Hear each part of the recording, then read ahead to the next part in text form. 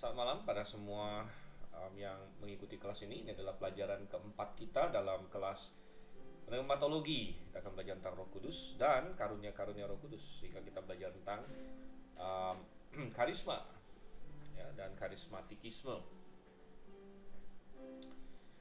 Sebelum kita masuk lebih lanjut lagi, kita mau berdoa dulu ya. Mungkin biasanya saya yang pimpin doa. Mungkin ada siapa yang bisa buka mic ya, dan memimpin doa, yang mungkin bisa open mic. Apa penginjil Nicholas bisa ini? Um, Kebetulan mic-nya jalan nggak? Bisa pimpin kita dalam doa.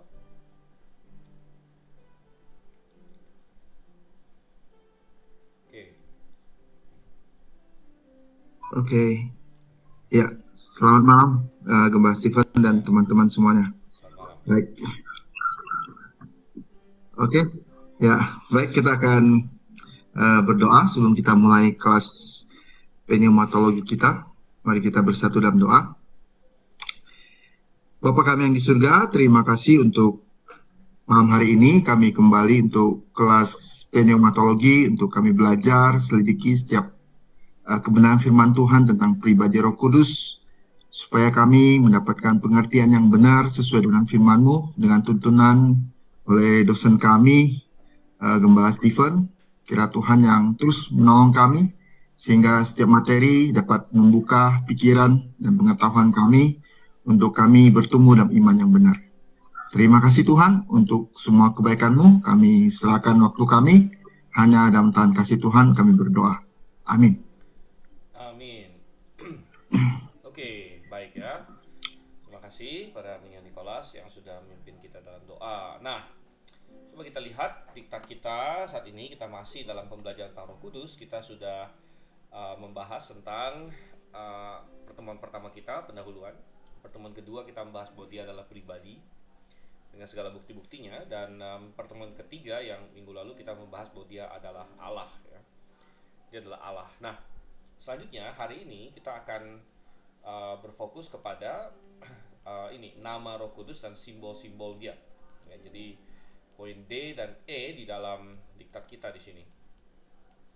Nah, nama tentunya menyingkapkan sesuatu tentang seseorang, apalagi nama-nama Tuhan ya. Nama-nama Tuhan itu menyingkapkan sesuatu karena apa? Nama-nama Tuhan itu Tuhan sendiri yang singkapkan ya. Jadi kalau manusia kita punya nama ya, dan ada nama yang keren, ada nama yang lucu, mungkin ada nama yang unik dan lain sebagainya.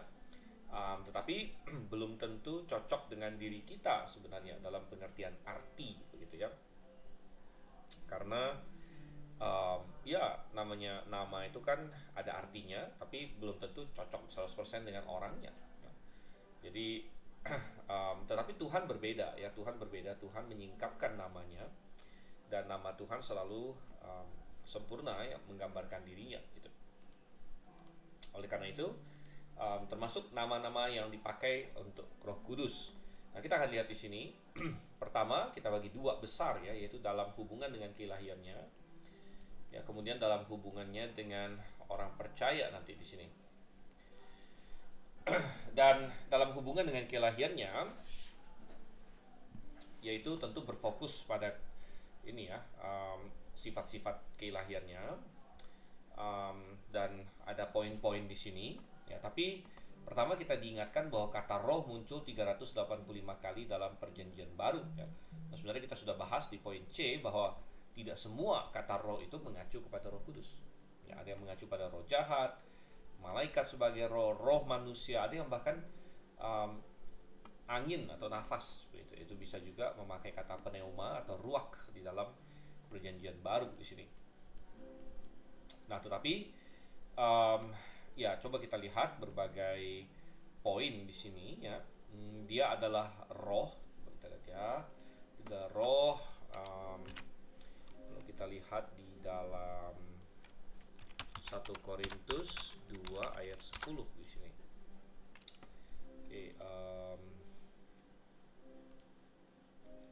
Oke, ini ya. 1 Korintus 2 ayat 10.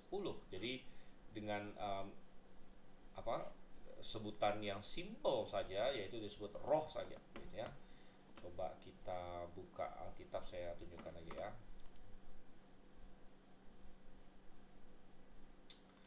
Oke, ini dia.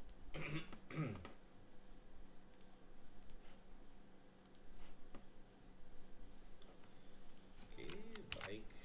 Ya. Jadi contohnya 1 Korintus 2 ayat yang ke-10. Tetapi Allah telah menyingkapkannya kepada kita melalui rohnya, katanya di sini. Lalu sebab roh, jadi roh saja, ya, simple, roh saja. Dan itu to pneuma dalam bahasa Yunaninya di sini ya, to pneuma. Roh menyelidiki segala sesuatu. Dan kalau kita pernah belajar sedikit Yunani sintaks misalnya, ini adalah penggunaan artikel par excellence, ya, roh di atas segala roh, begitu ya. Ya, jadi kalau misalnya ada contohnya ya, ada apa ya, ada misalnya ada sesuatu yang lebih hebat dari semua yang lain ya. Apa ya contohnya ya? Contohnya nih, misalnya di dunia, misalnya ada muncul seorang yang sangat jenius, gitu kan, sangat-sangat jenius, lalu semua orang tahu siapa dia, dan dia bahkan lebih hebat dari jenius-jenius yang lain ya. Lalu misalnya kita berbicara dan saya berkata, besok si jenius mau datang ya, si jenius mau datang. Nah mungkin kalau ada yang tanya jenius yang mana, ya itu si jenius ya, si jenius itu. Jadi maksudnya dia adalah jenius yang di atas semua jenius yang lain ya. Jadi kita panggil si jenius begitu. Nah roh juga memang ada banyak roh gitu kan. Ada tadi kita bilang ya, ada roh manusia yang jelas, malaikat adalah roh, kemudian malaikat yang jatuh juga adalah roh. Tetapi kalau bicara mengenai sang roh begitu, sang roh ya, roh di atas segala roh istilahnya, kan? Maka itu mengacu kepada Roh Kudus tentunya. Jadi dari sini kita mengetahui bahwa dia adalah roh di atas segala roh ya. Dia adalah roh di atas segala roh. Ya, kemudian kita melihat bahwa dia adalah sumber dari semua roh yang lain ya. Jadi kalau misalnya berbicara mengenai roh saja ya, kita harus terpikir apakah ini mengacu pada Roh Kudus gitu.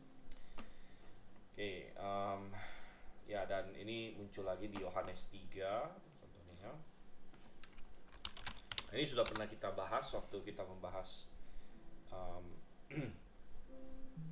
kita membahas tentang lahir baru sini ya. Apa yang dilahirkan dari daging adalah daging, apa yang dilahirkan dari roh. Dan sekali lagi ini juga langsung saja roh ya, ekto pneumatos di sini dalam bentuk genetif. Semua yang dilahirkan dari roh adalah roh gitu. Oke, nah tentu bukan hanya dia disebut roh, tapi B dia disebut roh Allah, bahkan roh Allah yang hidup. 1 Korintus 3 ayat 16 contohnya. Tidak tahukah kalian bahwa kalian adalah bait Allah dan roh Allah tinggal di dalam kalian. Jadi dia adalah roh di atas segala roh karena dia adalah Allah. Jadi roh Allah mengindikasikan keilahian dia. Ya, seperti kita bisa bilang roh manusia adalah manusia itu sendiri. Roh Allah adalah Allah ya. Dan di 2 Korintus 3 ayat 3 ada kata-kata roh Allah yang hidup. Sebab telah nyata bahwa kalian adalah surat Kristus yang dilayani oleh kami, yang ditulis bukan dengan tinta melainkan dengan roh Allah yang hidup. Nah, jadi lebih menegaskan lagi, dia adalah roh dari Allah yang sejati, yang hidup, bukan roh yang dari Allah yang mati, gitu ya. Yang ya contohnya kalau misalnya kita bilang berhala-berhala sering diejek oleh Tuhan di dalam Alkitab sebagai ilah-ilah yang mati, yang punya mata tapi tidak bisa melihat, punya telinga tapi tidak bisa mendengar. Allah tentu Allah yang hidup ya. Berhala-berhala harus digotong orang dan lain sebagainya. Dan ini adalah roh dari Allah yang hidup. Oke, itu nama lain dia ya. Kemudian kalau kita sedikit ke perjanjian lama, ya, ada istilah roh Jehovah atau roh Tuhan kalau bahasa Indonesianya, ya.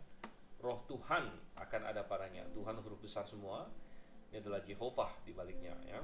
Roh Tuhan akan ada padanya, dan roh Tuhan ya mengidentifikasikan diri dia dengan Yehovah, ya. Jadi Allah yang hidup itu siapa? Yaitu Yehovah, namanya Yehovah, ya. Dan Yehovah bisa mengacu pada Bapa, bisa mengacu pada Putra, bisa mengacu pada Roh Kudus. Di sini, ya. Dan sebenarnya lalu disebut lagi, ya, ada 7 nama untuk roh di dalam ayat ini, ya. Roh Tuhan 1, kemudian ada roh hikmat dan pengertian, ya. Itu 2 dan 3. Roh nasihat dan keperkasaan itu 4 dan 5. Roh pengenalan dan takut akan Tuhan itu 6 dan 7. Jadi ada 7 nama atau 7 panggilan untuk roh ini: roh Tuhan, roh hikmat, roh pengertian, roh nasihat, roh keperkasaan, roh pengenalan, roh takut akan Tuhan. Dan ini di diktat kita masuk ke poin H juga, ya. Kita sedikit lompat masuk poin H. Ini seringkali kita pahami sebagai salah satu penjelasan kenapa disebut 7 roh di Wahyu 4 ayat 5, ya. Coba kita buka sedikit di Wahyu 4 ayat 5.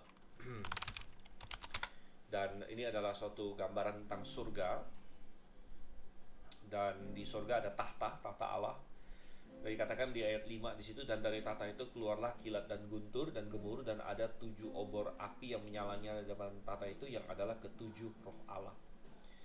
Ya, ketujuh roh Allah. Dan ada orang yang agak-agak sesat, ya.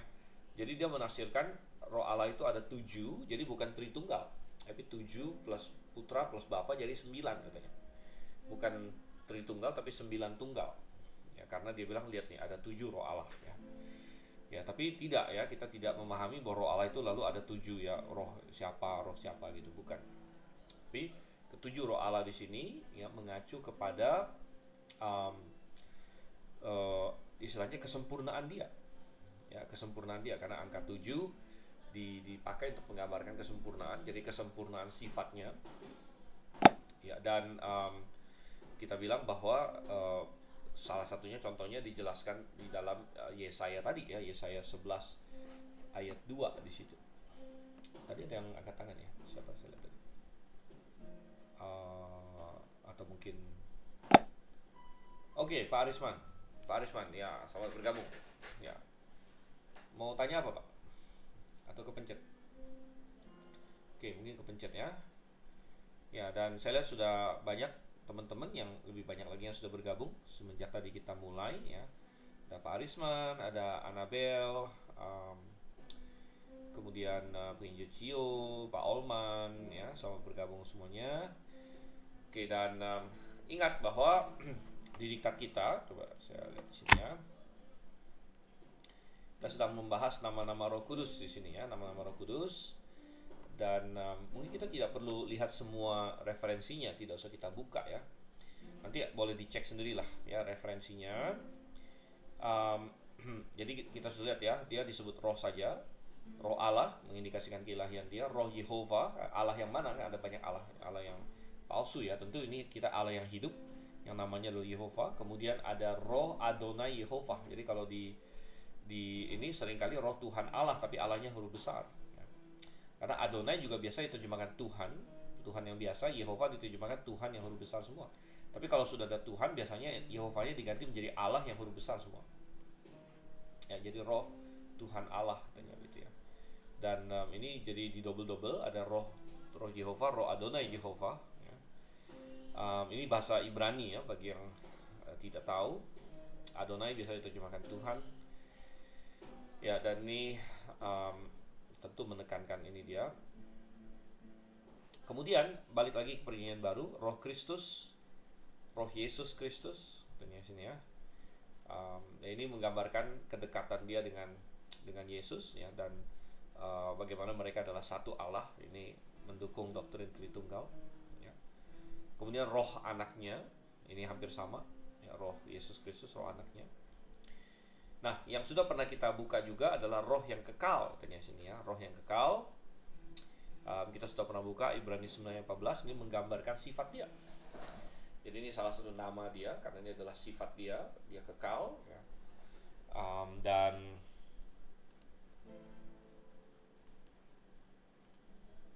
ya, saya ketuk sini. Ya, jadi dia adalah roh yang kekal di sini.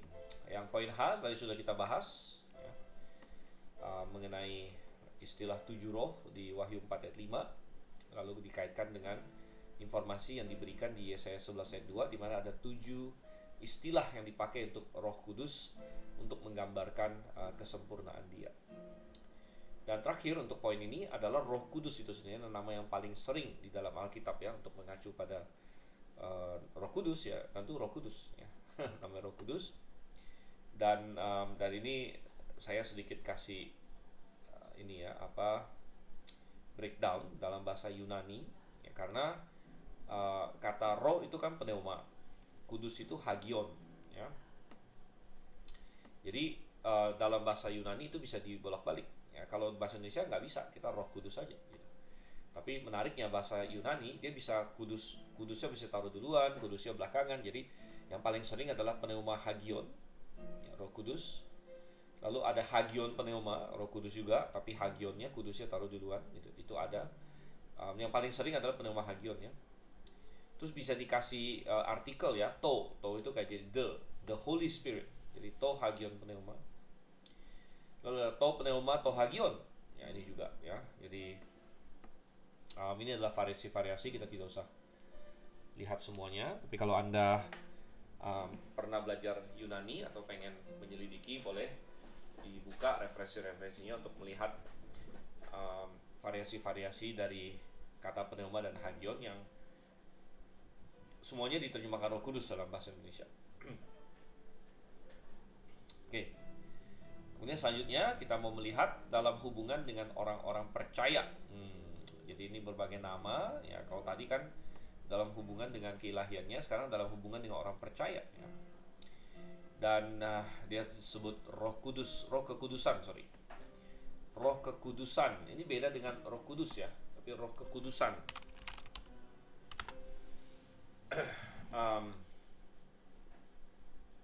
Jadi Roh Kekudusan, nah ini kalau kudus kan hagion ya, ini hagiosunes, jadi kekudusan. Jadi maksudnya adalah dia yang menghasilkan kekudusan. Kalau Roh Kudus menggambarkan dirinya sendiri kudus. Dan kudus itu sebenarnya artinya terpisah. Jadi Roh Kudus itu dia terpisah dari dosa, dia terpisah dari kejahatan dan sebagainya. Tapi Roh Kekudusan artinya roh yang menghasilkan kekudusan ya. Dia yang menjaga kita kudus ya. Dan Roma 1 ayat 4 dikatakan di situ menurut Roh Kekudusan ya, Roh Kekudusan, ada istilah itu di dalam teks itu. Demikian juga Ibrani 12 ayat 10.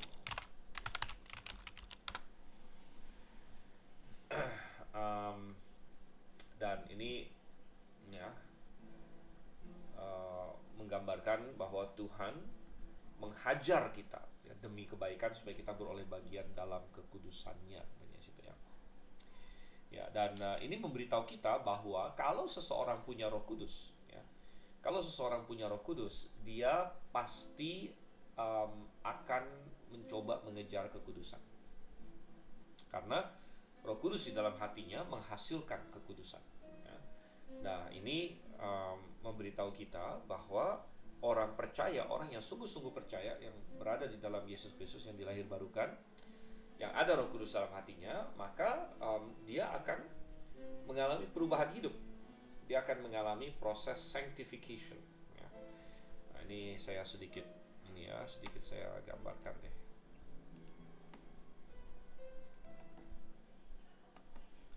Oke, jadi di dalam keselamatan ada banyak hal di sini ya. Pertama adalah ya kita mengalami apa yang saya sebut sebagai justification, pembenaran ya. Jadi pembenaran adalah bahwa kita dinyatakan benar oleh Tuhan ya, kita dinyatakan benar, itu disebut justification ya. Kemudian kita juga mengalami regeneration Ini adalah kelahiran kembali. Ya.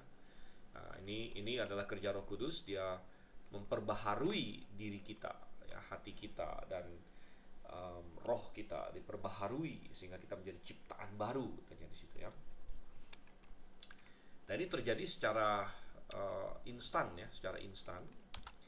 Kemudian ada juga adoption, ya, pengangkatan anak. Pengangkatan kita sebagai anak, ini juga kita dikasih status sebagai anak Allah ya. Nah, ini terjadi secara instan ya. Tapi lalu ada yang namanya sanctification ya, ini adalah pengudusan ya. Pengudusan karakter di sini ya.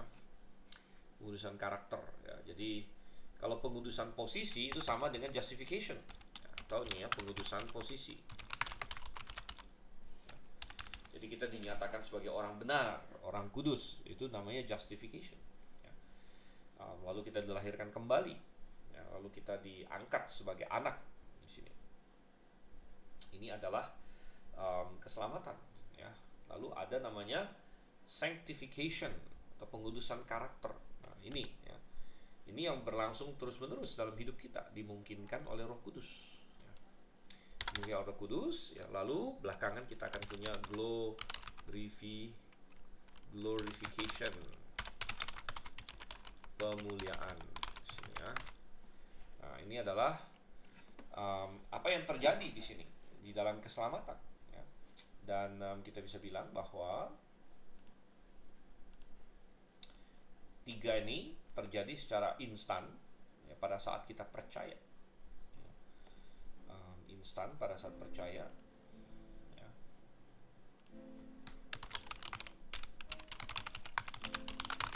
Oke. Ya, tetapi yang satu ini ya, tidak terjadi instan. Yang satu ini ya adalah suatu proses yang dimulai saat percaya ya. Proses. Jadi pengudusan karakter adalah proses ya, dan itu dihasilkan oleh roh yang ada di dalam diri kita yang disebut roh kekudusan. Dia akan menghasilkan kekudusan dalam diri kita ya, dan kita akan semakin dikuduskan karakternya ya, dan kadang-kadang itu melalui disiplin ya, Tuhan bisa mendisiplin kita. Makanya tadi Ibrani 12 berkata apa? Kadang-kadang dia menghajar kita supaya kita mendapat bagian dalam kekudusannya. Oke. Kemudian ada yang disebut sebagai glorification ya, tentu ini belum terjadi ya, ini belum terjadi, ini juga akan terjadi ya, ini juga kita bilang ya belum terjadi ya, tetapi akan instan nanti ya, pada saat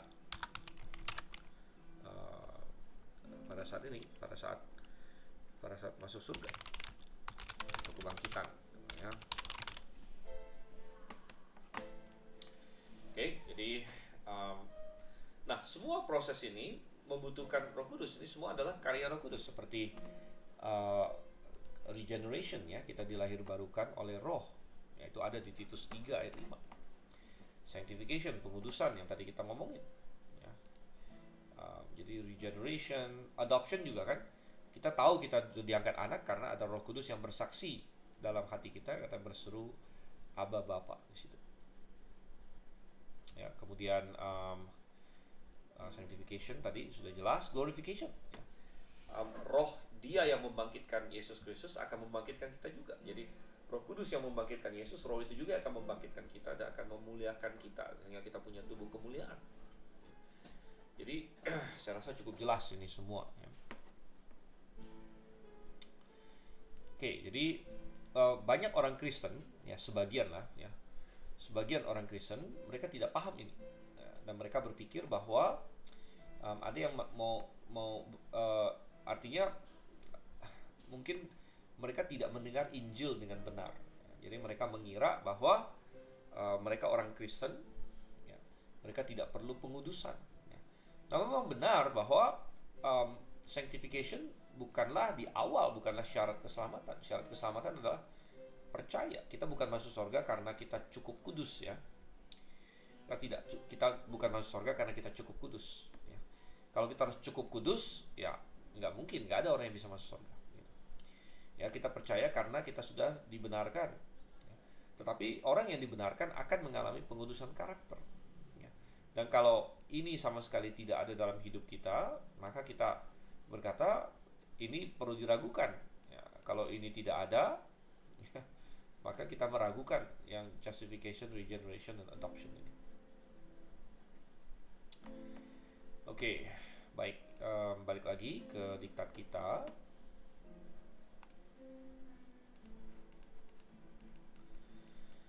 Ada roh kekudusan. Kemudian nama lain dia adalah Roh Kudus yang dijanjikan.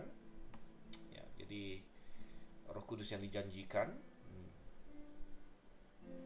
Ya, sebenarnya ini berbicara bahwa waktu itu orang percaya sempat disuruh untuk menunggu Roh Kudus, ya, terutama sebelum hari Pentakosta. Disuruh menunggu Roh Kudus yang dijanjikan oleh Sang Bapa. Kita nanti akan lihat itu lagi lebih lanjut lagi ya. Oke, tapi selanjutnya lagi ada roh kebenaran. Nah, ini juga nama lain yang sangat-sangat penting ya mengenai Roh Kudus. Roh kebenaran, dan ini terutama dipakai di Yohanes pada saat Tuhan Yesus di saat makan malam terakhir itu, dia beberapa kali, 3 kali menyebut Roh Kudus sebagai roh kebenaran. Yohanes 14:17, Yohanes 15:26, Yohanes 16 ayat 13 di sini ya. Dan roh kebenaran berarti apa?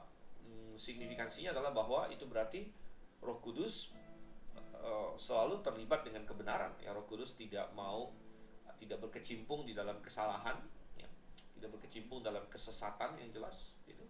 Ya. Dan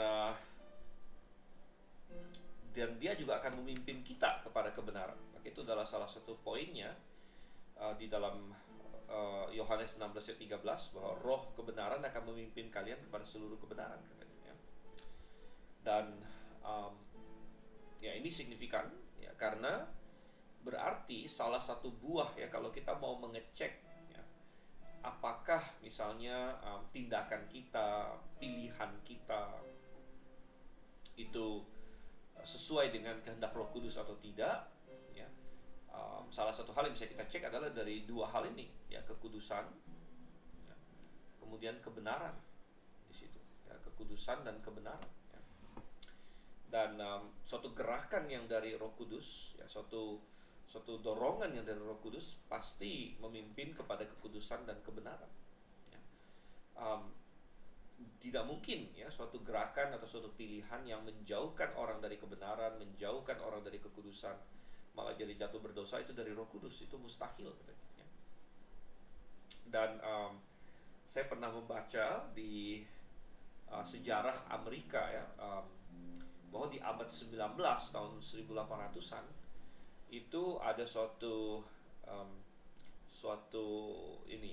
periode waktu yang mereka sebut The Great Awakening ya, The Great Awakening, atau kayak kebangunan ya, terbangun kebangunan yang agung di situ. Dan ditenggarai di situ terjadi banyak sekali kebangkitan rohani di situ ya. Dan ada hamba-hamba Tuhan yang pergi ke kota-kota tertentu khotbah, lalu didatengin oleh ribuan orang ya. Dan katanya ada ribuan yang menjadi percaya dan lain sebagainya ya. Ya, tetapi mungkin ada yang benar ya, tetapi ada juga ya, ya kan tidak semua hamba Tuhan benar-benar hamba Tuhan gitu. Tidak semua hamba Tuhan benar-benar hamba Tuhan ya. Dan ada yang melakukannya dengan kedagingan dan lain sebagainya ya. Ya contohnya saja, tidak usah jauh-jauh, di Jemaat Yerusalem saja waktu itu banyak orang rame-rame menjual rumah lalu disumbangkan di kaki Rasul. Toh ada orang-orang seperti Ananias dan Safira yang melakukannya demi kesombongan dan untuk dilihat orang ya. Dan memang walaupun mereka akhirnya mendapat hukuman ya, tapi saya pernah membaca ya, saya sudah lupa ini referensinya dan persisnya tahunnya berapa gitu ya. Tapi ada beberapa titik yang ditenggarai katanya, oh ada kebangkitan rohani di sini.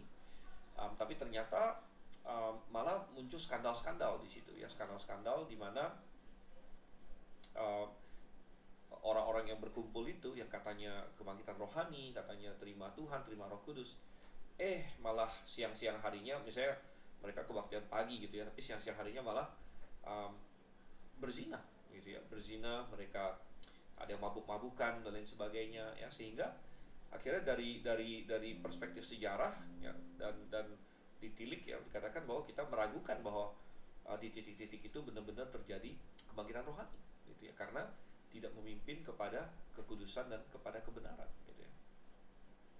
Dan ini yang akan kita selidiki, cermati dengan benar sekali mengenai berbagai gerakan yang mengaku diri kami adalah gerakan yang dari Roh Kudus gitu. Salah satunya adalah apakah gerakan itu memimpin orang ini kan menuju kebenaran atau tidak ya. Ya contohnya kalau hari ini ya kita ada bicara mengenai gerakan Pantekosta karismatik gitu kan. Ini suatu gerakan yang sering mengklaim Roh Kudus. Wah, Roh Kudus. Ada karunia Roh Kudus dan sebagainya. Karunia Roh Kudus ya. Apakah kebenaran yang muncul? Ya, kebenaran Alkitab itu ya. Ataukah apa? Begitu kan? Kita lihat misalnya seringkali mereka gerakan Pantekosta karismatik dikaitkan dengan berbagai kesalahan doktrinal. Ya. Ada oneness Pentecostal misalnya, Pentecostal oneness yang tidak percaya Tritunggal. Oke, mungkin yang lain bilang, tapi ada juga kok kami yang percaya Tritunggal. Oke, boleh, tapi ada berbagai kesalahan lain yang nanti akan kita eksplorasi. Ya, misalnya klaim-klaim bahwa kalau kita menjadi orang Kristen kita tidak akan sakit, ya kita akan sehat selalu, ya. Kesehatan, penyembuhan dalam darah Yesus dan sebagainya. Ya. Jadi ada banyak kesalahan tentang bahasa roh atau bahasa lidah dan lain sebagainya. Oke, nanti kita akan lihat itu. Tapi intinya adalah bahwa Roh Kudus ya, kalau suatu gerakan dari Roh Kudus, itulah yang Tuhan Yesus katakan, kita akan tahu suatu pohon dari buahnya. Dari buahnya ya. Oke, selain itu dia disebut juga Roh kasih karunia ya, karena melalui Roh Kuduslah kita mendapatkan kasih karunia. Ibrani 10 ayat 29 ya. Ya, ini adalah peringatan supaya tidak menolak roh kasih karunia ya. Betapa lebih beratnya hukuman menurut kalian yang nilai pantas bagi dia dan menginjak-injak Sang Putra Allah dan yang menganggap najis darah perjanjian yang telah menguduskannya dan yang menghina roh kasih karunia ya. Kalau kita menghina roh kasih karunia, maka tidak ada, kita menolak roh kasih karunia, tidak ada keselamatan yang mungkin bagi kita. Kenapa? Karena kasih karunia datang diterapkan oleh Roh Kudus ya. Nah, saya sering berkata bahwa Tuhan Yesus mengerjakan keselamatan kita, sudah membayar harganya, tapi yang menerapkannya kepada kita adalah Roh Kudus ya. Oke, dia disebut sebagai roh pengasihan dan permohonan ya, atau grace and supplication. Zakaria 12 ayat 10. Coba kita lihat di sini ya. Oke, aku akan mencurahkan roh pengasihan dan roh permohonan atas keluarga Daud dan atas penduduk Yerusalem. Ya, jadi dan mereka akan memandang kepada dia yang telah mereka tikam dan akan meratapi dia seperti orang meratapi anak tunggal dan akan menangisi dia. Oke. Jadi roh pengasihan dan roh permohonan adalah roh yang membangkitkan atau yang menarik orang kepada Kristus. Ini berbicara mengenai pelayanan Roh Kudus untuk menarik manusia untuk percaya kepada Yesus Kristus. Dan nubuat di dalam Zakaria 12 ayat 10 berbicara mengenai orang-orang Israel yang akan ditarik untuk akhirnya mengakui Yesus sebagai Mesias mereka. Oke, roh kemuliaan, dia sebut roh kemuliaan ya, 1 Petrus 4 ayat 14 ya. Sebab roh kemuliaan adalah roh Allah. Sebab roh kemuliaan dan roh Allah bernaung atas kalian ya. Ya, maksudnya roh kemuliaan yaitu roh Allah maksudnya ya. Oke, sebentar ya, saya tiba-tiba terpikir ada cara menerjemahkan yang lebih baik untuk frase ini. Nah, saya masih sedang mengedit penerjemahan Alkitab kita.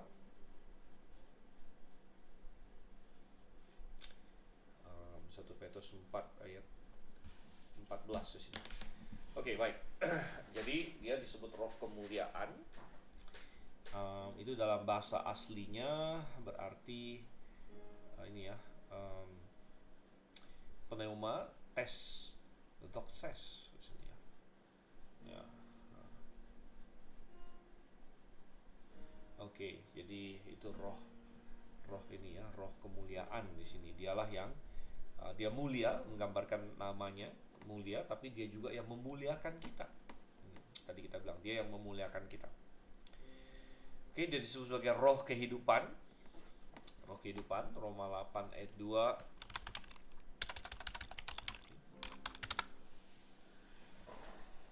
Nah, LAI terjemahkan roh yang memberi hidup. Ya, dan bahasa aslinya literalnya adalah roh kehidupan.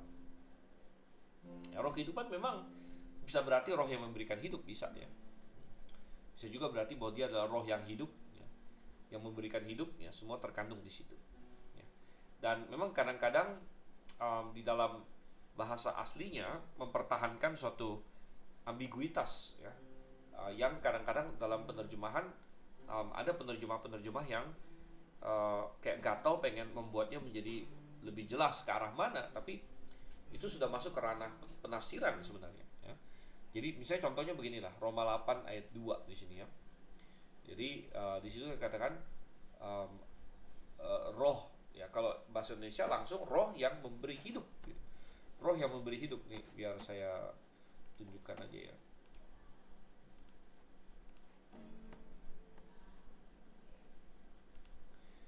Oke, ini ya Roma 8 ayat 2. Nah, ini dalam bahasa aslinya to pneumatos tes zoes ya.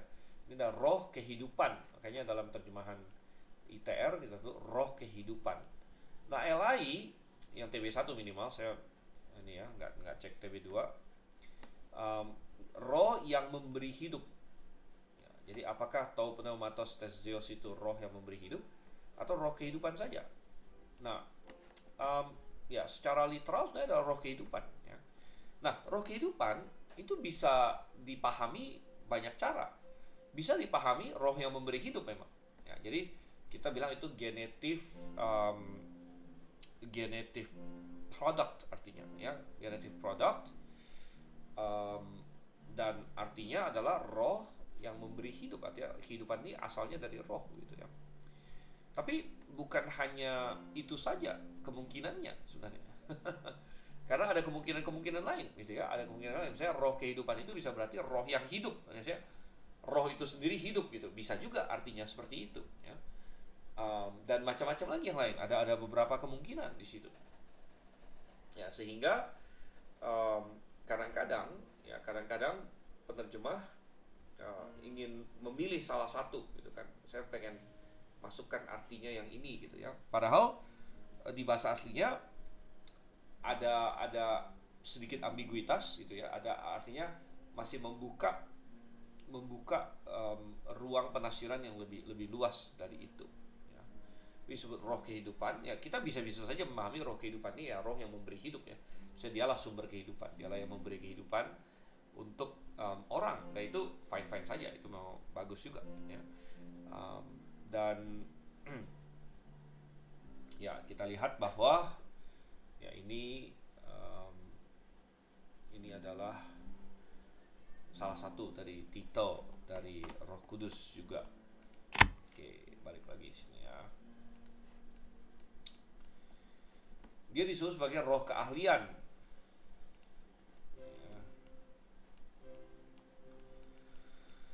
Roh keahlian, ya, roh yang memberi keahlian di sini ya, dan di Keluaran terutama. Ya. Dan ini berbicara mengenai ada dua orang tokoh namanya Aholiab ya. Dan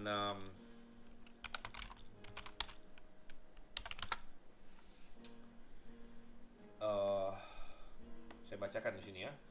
Haruslah kau mengatakan kepada semua orang yang ahli yang telah kupenuhi dengan roh keahlian untuk membuat pakaian Harun untuk menguduskan dia. Jadi di dalam kitab Keluaran setelah orang Israel sampai ke Gunung Sinai ya, mereka berkemah di sana sekitar 1 tahun. Ya.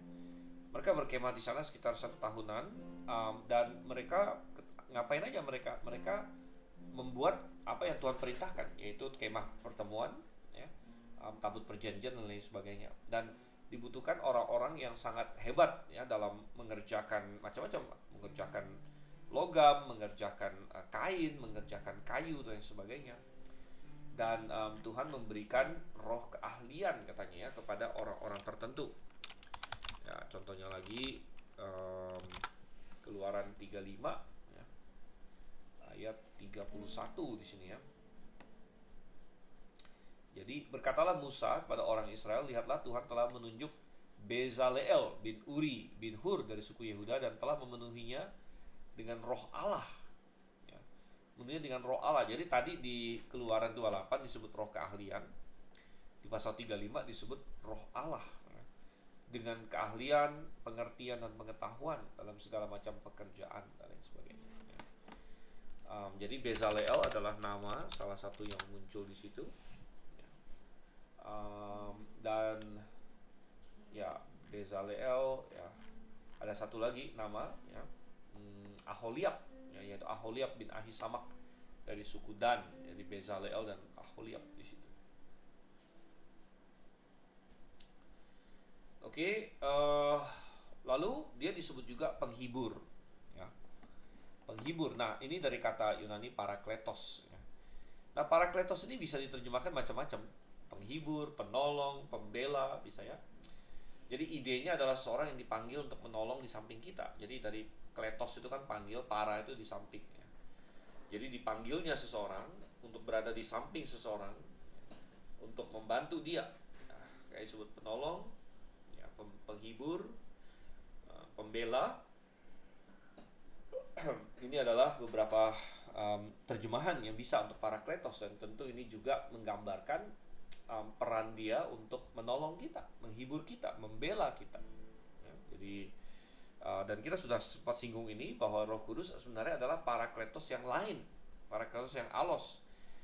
Dan kita sebenarnya punya penghibur atau pembela yang lain, yaitu Yesus. Yesus adalah pembela kita, penolong kita ya. Tapi setelah Yesus kembali ke sorga, dia akan kirim penolong yang lain ya, parakletos yang lain di sini ya. Ya, jadi ini adalah titel-titel dari ini ya, dari Roh Kudus. Oke, baik. Apakah ada mau ditanya di sini? Kalau tidak, kita akan masuk ke dalam ini ya. Apakah roh? Oke, Pak Arisman bertanya, apakah roh keahlian sama dengan roh hikmat? Ya, mirip pengertiannya. Dia memberikan keahlian, dia memberikan hikmat, gitu ya. Jadi ya artinya hikmat lebih luas lagi ya, tapi keahlian jelas adalah bagian dari hikmat, gitu kan. Hikmat itu apa sih? Hikmat itu ya, kalau kita lihat ya, hikmat itu sebenarnya adalah pengetahuan ya, jadi pengertian ya, tapi bukan dalam hal kayak matematika atau apa yang sebagainya, tapi mengerti ya, mengetahui apa yang terbaik, apa yang harus kita pilih ya, memiliki pengertian dalam membuat keputusan, itu adalah hikmat, gitu ya. Dan ya kita bilang bahwa keahlian itu lebih sempit ya. Keahlian itu bicara mengenai suatu kapabilitas dalam bidang tertentu ya. Tapi untuk bisa mendapatkan keahlian ya, biasanya orang membutuhkan hikmat ya. Misalnya ada banyak keahlian ya, misalnya contohnya deh, keahlian apa ya, keahlian musik misalnya ya, musik. Misalnya piano atau cello atau biola atau apapun juga ya. Nah, sampai seseorang bisa mendapatkan keahlian itu ya, biasanya dibutuhkan hikmat, gitu ya. Karena keahlian-keahlian ini kan tidak datang dengan sendirinya ya, dibutuhkan apa? Disiplin ya, dibutuhkan kerja keras, dibutuhkan dedikasi ya, baru kamu bisa dianggap ahli dalam sesuatu, gitu ya.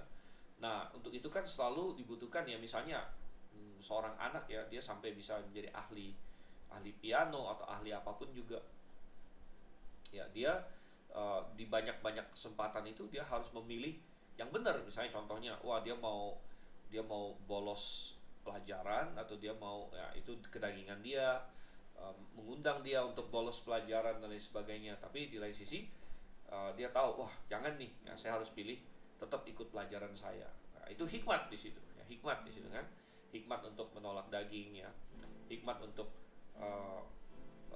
misalnya teman-temannya semua main semua, tapi dia disiplin, dia belajar dan sebagainya, dia berlatih dan sebagainya. Nah di situ hikmat di situ, ya. Oke, baik ya. Nah, kita mau masuk ke simbol-simbol Roh Kudus nih. Mau masuk ke simbol-simbol Roh Kudus, ya. Tapi sebentar. Ada yang ini ya.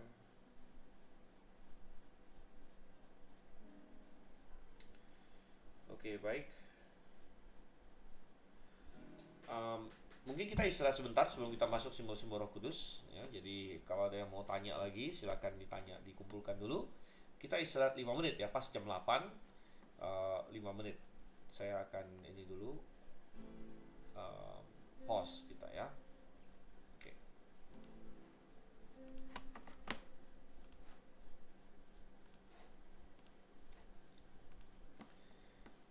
Oke, setelah istirahat sejenak, kita kembali lagi ke kelas kita. Sebelum kita masuk ke masalah simbol-simbol Roh Kudus, ada pertanyaan saya lihat nih ya dari saudara Karitos. Nah, ini pertanyaan klasik memang, dimana dia bertanya mengenai roh ya, roh yang ada di 1 Samuel 28. Dan kalau Anda tidak familiar dengan insiden ini, di 1 Samuel pasal 28, Saul waktu itu sedang ketakutan ya, karena dia sedang akan menghadapi peperangan dan Tuhan tidak mau menjawab dia, sehingga dia berusaha mencari Samuel yang sudah mati sampai saat itu ya. Kemudian dia mencoba untuk mencari seorang pemanggil arwah, seorang perempuan pemanggil arwah gitu ya. Ya, dan tadinya dia sudah menghilangkan perempuan pemanggil arwah, dia membunuh mereka. Karena memang di dalam Alkitab dilarang, ya, dilarang, manusia dilarang untuk memanggil arwah dan sebagainya. Lalu Saul pura-pura jadi orang lain, mereka ketemu seorang perempuan pemanggil arwah.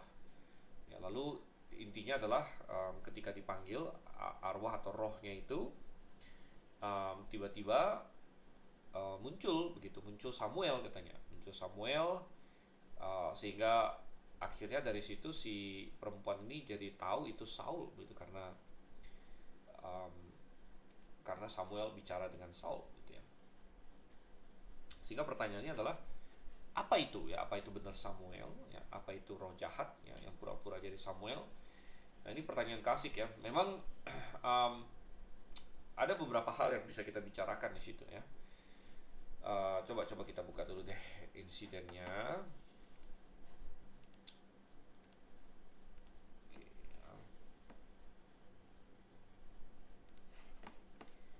Di 1 Samuel pasal 28. Oke, kita tidak akan baca semua. Ayat 3, adapun Samuel sudah mati ya. Dan Saul telah menyingkirkan dari dalam negeri para pemanggil arwah dan roh peramal. Oke ya. Oke.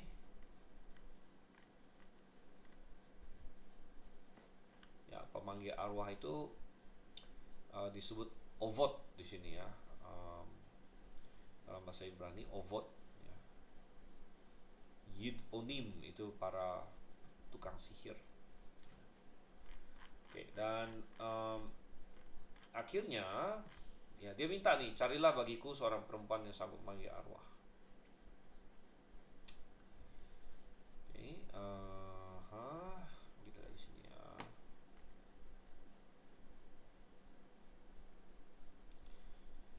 Ya, dan ini disebut Eshet Baalat of di sini. Oke, kalau dia menyamar ya, cobalah engkau menenung bagiku di sini ya.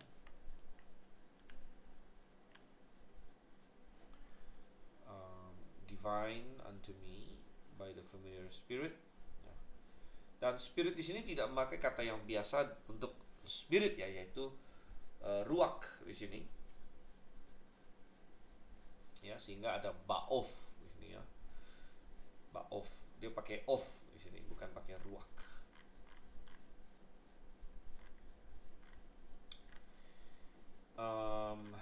Lalu panggil Samuel, banyak sini ya. Lalu 12, ketika perempuan itu melihat Samuel, berteriaklah dengan suara nyaring. Lalu perempuan itu berkata kepada Saul, demikian ngapa engkau menipu aku? Engkau sendirilah Saul. Ya. Maka berbicara raja padanya, jangan takut apa yang kau lihat. Ya, aku melihat sesuatu yang ilahi muncul dari dalam bumi. Ya. Lalu selanjutnya teks mengatakan, maka taulah Saul bahwa itulah Samuel. Lalu ia berlutut dengan mukanya sampai ke tanah sujud menyembah. Sudah itu berbicaralah Samuel kepada Saul. Nah, jadi begini, Tuhan melarang ya orang melakukan hal seperti ini. Karena biasanya yang terjadi adalah bahwa ada suatu roh jahat ya, malaikat yang sudah jatuh yang akan berpura-pura menjadi orang yang kamu panggil gitu ya. Misalnya orang mau panggil kakeknya, mau panggil buyutnya, mau panggil siapanya yang sudah meninggal. Nanti ada roh yang pura-pura menjadi orang-orang ini gitu dan menipu kita gitu ya. Dan sepertinya pemanggil arwah ini sudah biasa seperti itu. Tetapi sepertinya di sini Tuhan membuat suatu pengecualian di sini ya, atau Tuhan intervensi lah istilahnya ya. Sehingga bukan roh jahat yang biasanya yang muncul, makanya perempuan itu berteriak tadi ya. Melainkan Tuhan benar-benar memberikan penglihatan kepada Saul di sini akan Samuel, karena teks mengatakan Samuel. Jadi itu yang saya pegang ya. Saya memahaminya seperti itu ya, bahwa ini benar-benar Samuel, tapi bukan mendukung bahwa orang boleh melakukan ini ya, melainkan ini intervensi Tuhan sebagai bentuk penghakiman sebenarnya, untuk penghakiman kepada Saul ya. Karena Saul kamu yang sudah menghilangkan hal-hal seperti ini, sekarang kamu malah mencarinya, berarti kamu munafik gitu kan, munafik ya. Dan akhirnya ya Tuhan intervensi di sini ya. Jadi ada orang yang mungkin berpendapat ini adalah roh jahat yang pura-pura jadi Samuel, ya boleh-boleh saja, tapi teks mengatakan Samuel ya. Maka taulah Saul bahwa itulah Samuel ya, dan kita harus memahami itu. Sudah berbicaralah Samuel kepada Saul ya. Dan juga apa yang dikatakan oleh Samuel ini terjadi ya. Lalu bicara Samuel ya. Jadi beberapa kali teks menyebut dia Samuel ya.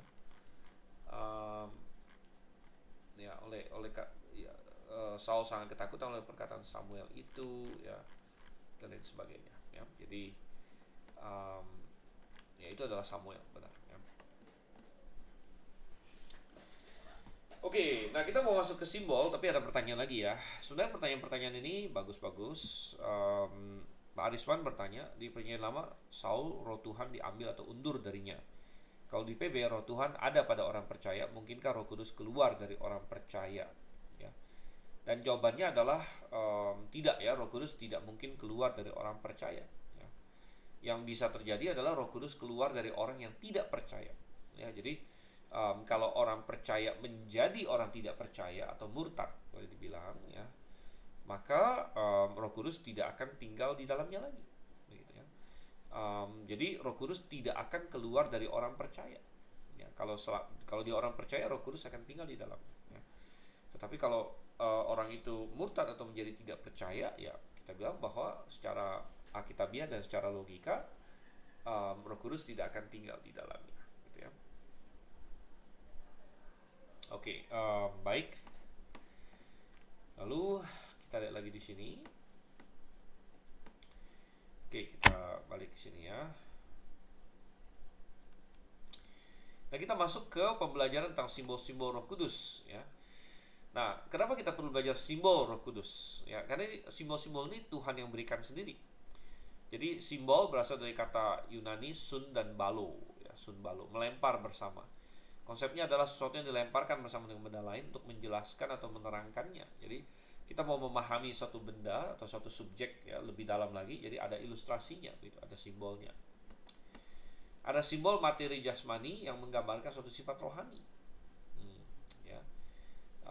Dan Roh Kudus jarang ditipologikan, tetapi sering disimbolkan ya. Tuhan Yesus sering ditipologikan. Contohnya dia ditipologikan oleh Ishak, ya, oleh Musa, oleh Yusuf, oleh Daud, oleh Salomo, yaitu semua adalah tipologi Yesus, ya, di mana kehidupan mereka, aspek-aspek kehidupan mereka ada mencerminkan atau menggambarkan suatu aspek atau kehidupan Tuhan Yesus, ya, seperti Ishak dipersembahkan bapaknya, Yesus dipersembahkan oleh bapaknya, Yusuf dijual saudaranya, demikian juga Yesus, ya, Daud, ya, jadi raja, Salomo juga raja, Musa, ya, tentu menyelamatkan umatnya, keluar dari Mesir dan sebagainya. Itu semua adalah tipologi dari Yesus. Tapi Roh Kudus jarang ditipologikan, ya. Mungkin satu-satunya yang bisa kita ingat yang kemungkinan adalah tipologi Roh Kudus adalah ketika Abraham menyuruh hambanya untuk mencari istri untuk Ishak. Nah, jadi Abraham mentipologikan Allah Bapa, Ishak adalah putra, mencari istri untuk anaknya. Istri adalah orang-orang percaya, dan siapa yang mencari istri, yaitu hambanya, yang kalau masih sama namanya Eleazar, walaupun di teks itu nggak disebut namanya, ya. Dan hamba yang tidak disebut namanya di Kejadian 24 itulah yang menggambarkan atau mentipologikan Roh Kudus sebenarnya. Jadi Roh Kudus menarik orang untuk mau percaya kepada Yesus, untuk mau menjadi istri, mempelai dari Yesus Kristus, ya. Itu adalah tipologinya. Oke, nah tetapi walaupun jarang ditipologikan, tapi ada cukup banyak simbol yang dipakai untuk menggambarkan Roh Kudus. Apa-apa saja dan apa yang bisa kita pelajari tentang Roh Kudus dari simbol-simbol ini? Nomor satu, Roh Kudus digambarkan dengan burung merpati, ya. Nah, burung merpati ini menggambarkan keseluruhan kepribadiannya, ya, bukan hanya sebagian hadirat atau pekerjaannya, ya. Dan ini terlihat paling jelas pada saat Yesus dibaptis, ya, Matius 3:16 salah satu contohnya, di mana setelah Yesus selesai dibaptis, ada Roh Kudus katanya dalam bentuk merpati turun ke atasnya. Ya, ini disebutkan di Matius, di Lukas, ya. Dan ini menggambarkan bahwa Yesus memiliki Roh Kudus tanpa batas, ya. Yohanes 3 ayat 34. Coba kita lihat sini, ya. Saya bacakan. Kita boleh buka Alkitab sendiri di rumah. Ini saya bacakan terjemahan yang kita punya. Sebab Dia yang Allah utus, Ia mengucapkan kata-kata Allah. Sebab Allah menganugerahkan roh kepadanya secara tidak terbatas, ya. Menganugerahkan roh kepadanya secara tidak terbatas. Jadi Tuhan Yesus dengan turunnya merpati kepada Dia menggambarkan bahwa Tuhan kita secara unlimited, ya, memiliki persekutuan bagian yang tidak terbatas, ya, atas Roh Kudus, ya. Selain itu di Kejadian 1 ayat 2 ada juga yang melihat Roh Kudus mirip dengan burung merpati di situ, mana pada mulanya alam ciptaan langit dan bumi, itu Kejadian 1 ayat 1, lalu dan bumi itu belum berbentuk dan kosong, ya. Dan kegelapan ada di atas samudera raya, dan Roh Kudus, Roh Allah melayang-layang di atas permukaan air. Kata melayang-layang di situ, merah hevet, itu bisa juga dipakai untuk suatu burung yang mengepak-ngepakkan sayap di situ, ya. Jadi ada yang melihat Roh Kudus di situ mirip merpati di situ, ya. Ada juga kaitan menarik dengan pelepasan merpati 3 kali oleh Nuh. Jadi burung merpati adalah burung yang cukup sering disebut dalam Alkitab. Oke, kenapa Tuhan memakai burung merpati untuk menggambarkan Roh Kudus, ya? Kenapa bukan burung-burung yang lain, ya? Kalau mengenai hebatnya itu kan, ya, burung elang, burung apalagi, ya, itu kan sepertinya lebih agung, ya, tapi tidak, Tuhan pakai burung merpati di sini, ya, burung merpati. Ada beberapa sifat merpati yang cocok untuk menggambarkan Roh Kudus. Yang pertama adalah burung merpati itu burung yang bersih. Dia adalah salah satu burung yang halal, ya. Dan ingat waktu Nuh melepaskan burung, kan dia lepas merpati 3 kali, kemudian dia lepas burung gagak juga, ya. Nah, yang duluan ini menghilang dan tidak balik-balik lagi itu adalah burung gagak. Kenapa? Karena burung gagak itu adalah burung kotor, dia bisa makan bangkai-bangkai, begitu, ya. Jadi setelah air bah Nuh itu kan banyak bangkai di situ, ya, dan burung gagak dilepas, ya, dia bisa makan bangkai lain sebagainya. Sedangkan burung merpati tidak. Burung merpati adalah burung yang bersih. Dia hanya makan vegetarian lah istilahnya, dia makan buah-buahan atau daun-daun gitu, ya. Ya, jadi ini ya, coba kita lihat beberapa referensi dalam Alkitab di sini.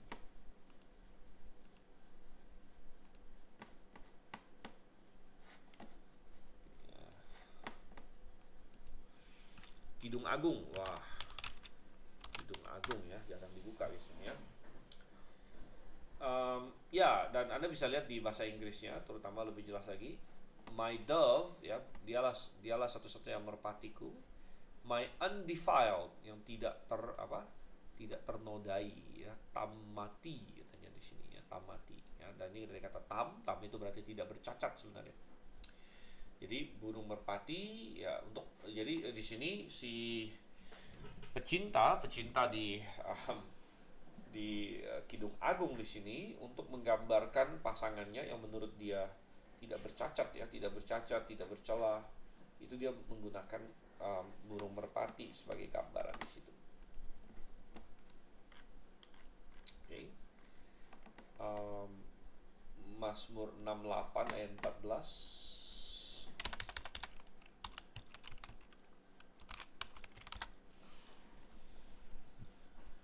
Maukah kamu berbaring di antara kandang-kandang, sayap-sayap merpati bersalut dengan perak, bulu kepaknya dengan emas berkilau-kilauan. Ya, jadi menggambarkan keindahan merpati. Ya, merpati adalah burung yang indah di sini. Digambarkan seperti warnanya itu berkilau ya, seperti perak dan emas katanya di sini. Jadi ini cocok menggambarkan Roh Kudus yang bersih, indah begitu. Ingat Roh Kudus kan kudus, dia terpisah ya, terpisah. Kemudian hal lain lagi, kenapa Tuhan pakai Roh Kudus, pakai merpati untuk menggambarkan Roh Kudus adalah karena merpati punya sifat yang lembut, ya, lembut. Nah ini sengaja ya. Sekali lagi, mungkin kalau kita manusia kita lebih cenderung, wow, burung pemangsa dong, lebih hebat ya, menggambarkan kayak elang, raja wali, ya, ya, ya kayak misalnya negara kita saja, lambang negara kita kan Garuda, ya Garuda. Walaupun itu burung mistis sih ya. Tapi ya digambarkan perkasa ya, burung yang inilah yang bird of prey ya, istilahnya burung yang pemangsa ya, burung pemangsa ya. Tapi tidak demikian ya, Tuhan sengaja menggunakan merpati ya, karena di situ ada sifat lembut di sini ya. Matius 10 ayat 16.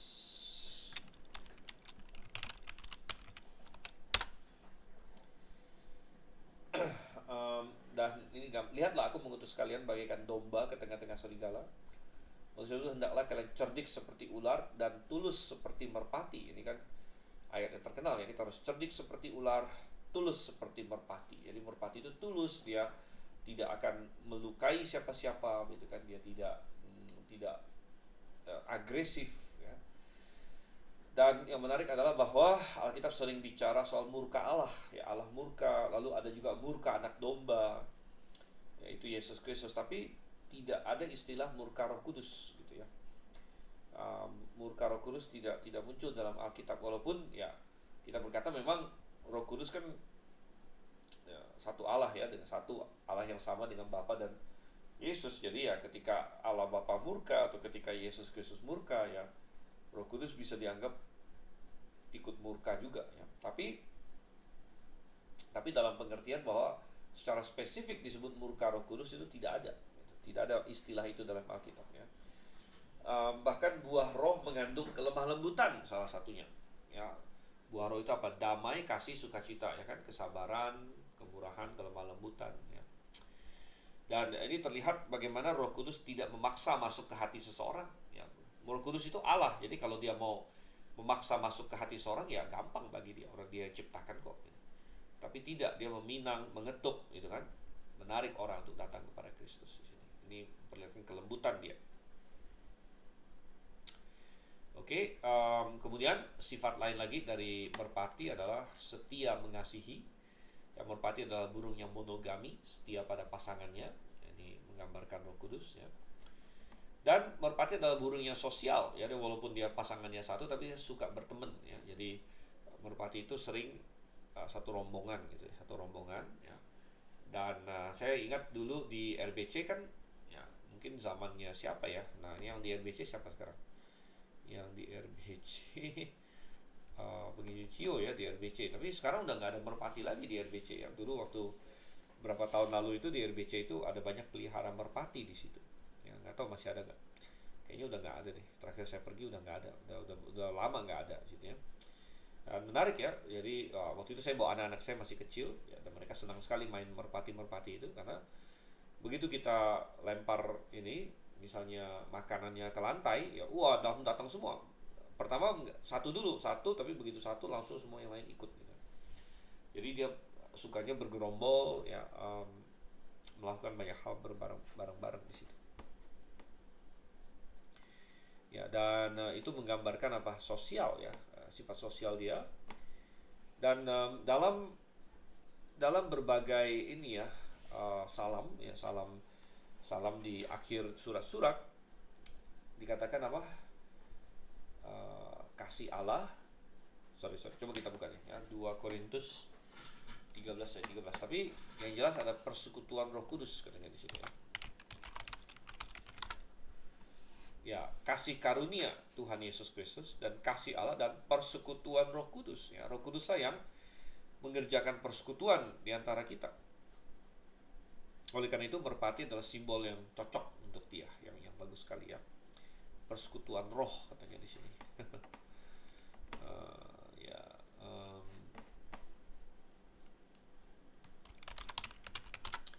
Selain itu ada persatuan roh juga ya, tapi persekutuan roh di sini. Jadi jika memang ada penguatan dalam Kristus, ya, jika ada penghiburan kasih, jika ada persekutuan roh, ya, jadi roh dikaitkan dengan persekutuan. Ya. Kenapa? Karena gini, ya kalau saya dengan seseorang mungkin beda sekali ya, misalnya latar belakang kita beda, banyak hal beda. Tapi kalau misalnya saya punya Roh Kudus dan dia punya Roh Kudus, itu dasar persekutuan kita. Berarti saya anak Allah, dia anak Allah. Ya, saya orang diselamatkan, dia orang diselamatkan. Jadi mau sebeda apapun kita dalam banyak hal yang lain, ya, seharusnya kita ada persekutuan. Seharusnya antara sesama orang yang percaya Yesus, yang punya Roh Kudus dalam hatinya, kita seharusnya punya persekutuan. Makanya disebut sebagai persekutuan roh di situ. Oke, baik. Itu adalah merpati. Ya, menarik sekali ya, merpati di sini. Dulu ada airline namanya Merpati ya, udah nggak ada lagi di Indonesia sekarang. Oke, baik. Selanjutnya, simbol selanjutnya adalah minyak ya. Nah, minyak ini juga suatu simbol yang sering dipakai untuk Roh Kudus. Tapi kalau merpati, penekanannya adalah kepribadian Roh Kudus ya. Jadi sifat-sifat pribadi dia seperti bersih tadi ya, setia, kemudian indah, dan lembut dan lain sebagainya. Jadi dipakai untuk menggambarkan kepribadian dia ya. Maka ketika Alkitab memakai minyak sebagai simbol, ini seringkali kaitannya dengan masalah peran Roh Kudus dalam pelayanan ya, memampukan manusia untuk melakukan pelayanan di sini. Oke, dan ini menarik ya. Karena banyak orang melihat Roh Kudus dalam konteks apa yang bisa saya peroleh. Ya, jadi sukses teologi seperti itu kan. Ayo biar Roh Kudus bikin saya kaya raya, atau Roh Kudus sembuhkan saya, atau Roh Kudus ya bikin mukjizat untuk saya dan lain sebagainya. Ya. Tetapi sebenarnya kalau kita lihat simbol Roh Kudus sebagai minyak di sini. Justru kita harus berpikir, oke, kalau saya ada Roh Kudus, berarti saya sudah dimampukan untuk melayani. Jadi apa yang bisa saya perbuat untuk Tuhan? Dan di dalam Perjanjian Lama, orang yang mau melayani Tuhan dalam jabatan yang spesial gitu ya, biasanya dia perlu diminyaki, atau istilahnya diurapi, diminyaki sini ya. Tetapi dalam Perjanjian Baru, ya, jadi minyak itu simbol Roh Kudus. Jadi setiap orang yang sudah punya Roh Kudus dalam hatinya sudah dimampukan untuk melayani Tuhan sebenarnya ya.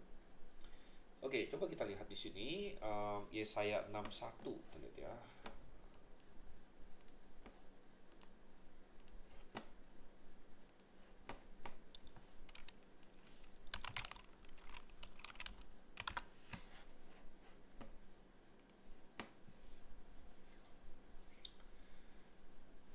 Oke, roh Tuhan ada padaku oleh karena Tuhan telah mengurapi aku. Ya, Tuhan telah mengurapi aku, Ia telah mengutus aku untuk menyampaikan kabar baik kepada orang-orang sengsara dan merawat orang yang remuk hati, untuk memberitakan pembebasan pada orang tawanan dan kepada orang-orang yang terkurung kelepasan dari penjara. Baik. Dan tentu ini adalah suatu nubuat mesianik yang digenapi oleh Tuhan Yesus, ya. Roh Tuhan Allah ada padaku, Tuhan telah mengurapi aku, ya. Dan menariknya, Yesus itu kan disebut Kristus, ya. Yesus disebut Kristus. Kristus itu artinya yang diurapi, bahasa Ibrani-nya Mesias. Nah, ya dia disebut yang diurapi, Mesias. Dalam Perjanjian Lama, raja diurapi, ya, nabi diurapi, dan imam diurapi, ya. Imam Harun diurapi, dan setiap imam lainnya harus diurapi juga. Raja diurapi, ya, paling jelas adalah Saul, Daud, Salomo, semua diurapi, ya. Yehu juga diurapi. Nabi diurapi, tapi yang tercatat bagi kita sepertinya Elisa, kan? Nah, Yesus Kristus adalah Sang Mesias, Sang yang diurapi, ya, Kristus namanya. Tapi kita tidak membaca dalam kitab Injil dia pernah dituangi minyak, ya, selain waktu dia mau mati itu, ya, yang dimana dia diminyaki oleh seorang perempuan, tapi itu kan bukan pengurapan di situ, ya, bukan pengurapan, tapi itu hanya untuk penguburan dia. Nah, pertanyaannya adalah kalau Yesus sebut Mesias tapi nggak pernah diurapi, dia sebut yang diurapi tapi tidak pernah diurapi, terus maksudnya gimana nih, gitu kan? Nah, tapi sebenarnya Yesus itu ada diurapi, yang diurapi, makanya dia menggenapi ini, Tuhan telah mengurapi aku. Karena Yesus diurapi dengan yang realnya, ya, sedangkan yang kayak Imam Harun, Daud dan sebagainya, mereka diurapi dengan simbolnya, yaitu apa? Minyak, gitu. Minyak itu simbol saja. Sedangkan Yesus Kristus waktu dia tadi dibaptis, jadi ada orang tanya, kapan Yesus Kristus diurapi? Katanya kan dia Mesias yang diurapi, kan? Kapan dia diurapi? Nggak ada tuh tercatat, ya. Yohanes Pembaptis nggak bawa tabung untuk mengurapi dia, tabung minyak enggak, ya. Tapi dia diurapi saat dia dibaptis, yaitu ketika Roh Kudus turun ke atas dirinya. Itulah dia diurapi dengan yang realnya, ya. Kuasa yang real itu ada pada Roh Kudus sebenarnya, ya. Makanya tadi menyambung sedikit pertanyaan Pak Arisman, ya. Saul diurapi waktu itu, ya, dan langsung Roh Tuhan membantu dia. Tapi ketika Tuhan pecat dia, ya, Roh Tuhan pergi dari dia, ya. Jadi dia tidak lagi dimampukan untuk pelayanan itu, gitu. Oke, jadi ya, ini menarik di sini. Oke. Saya bacakan lagi diktat kita, ya. Rasul-rasul perlu mendapat Roh Kudus dulu sebelum memulai pelayanan mereka. Jadi ingat bahwa Yesus dibaptis baru dia memulai pelayanannya, dan waktu dibaptis dia menerima Roh Kudus, ya, dalam merpati yang turun ke atasnya. Demikian juga rasul-rasul Tuhan suruh tinggal di Yerusalem sampai kamu mendapat Roh Kudus, ya. Dalam Perjanjian Lama, setelah dikuduskan oleh darah, perlu diurapi dengan minyak kudus untuk pelayanan. Jadi di Keluaran pasal 30 kita dikasih tahu ada cara untuk membuat minyak yang spesial, ya, minyak urapan di situ, ya. Dan bahkan ada satu Mazmur 133 yang ini, ya, yang tentang pengurapan. Itu Mazmur yang dijadikan lagu, ya. Sungguh alangkah indahnya, sungguh alangkah baiknya bila saudara seiman hidup dalam kerukunan, ya, seperti minyak yang turun di di kepala Harun sampai ke jenggotnya, sampai ke jubahnya, ya, situ, ya. Jadi itu menggambarkan pengurapan Harun untuk mempersiapkan dia untuk pelayanan di situ, ya. Oke, coba kita lihat sini. Kita dulu, ya.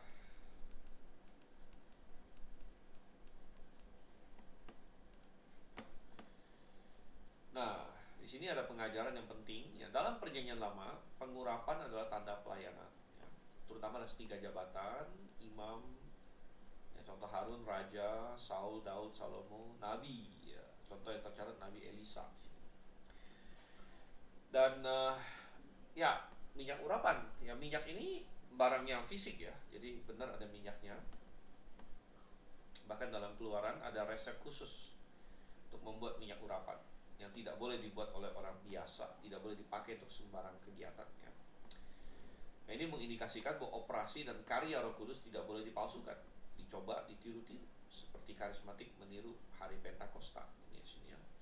Jadi ada suatu peringatan besar bahwa kita tidak boleh coba-coba membuat minyak urapan yang tercatat di dalam Keluaran pasal 30, hanya imam yang boleh membuatnya gitu ya. Ya, jadi Roh Kudus itu nggak boleh ditiru-tiru gitu ya. Jadi banyak orang hari ini pengen meniru, oh kita pengen bikin hari Pentakosta lagi. Kita nggak bisa bikin hari Pentakosta, itu dari Tuhan waktu itu ya, kita nggak boleh meniru-nirunya ya.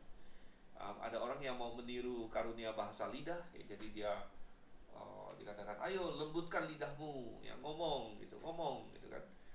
Nah, ini kita nggak boleh meniru-niru kerja roh di situ ya. Oke. Pengurapan selain menandakan pelayanan juga menandakan pencurahan berkat ya.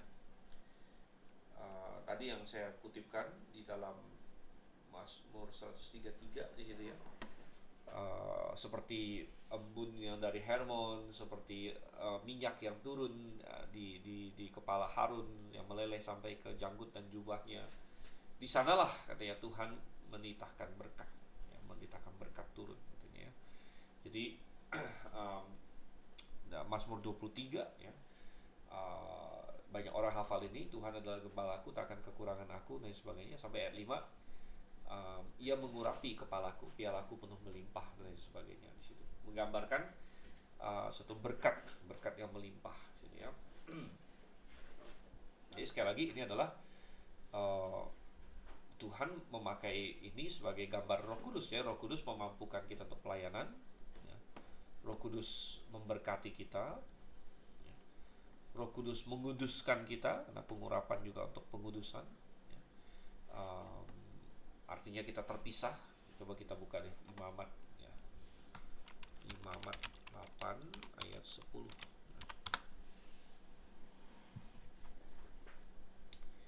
Musa mengambil minyak urapan, lalu diurapinya lah kemah suci serta segala yang ada di dalamnya, dan dikuduskannya semuanya itu ya, jadi ketika mereka mau menguduskan semua peralatan yang sudah dibuat untuk Tuhan ya, mereka mengurapinya ya, ini menandakan pengudusan. Pengurapan juga untuk memahami kebenaran. Nah, ya. Memahami kebenaran. Nah, ini sangat bagus nih ya. Coba kita lihat di sini.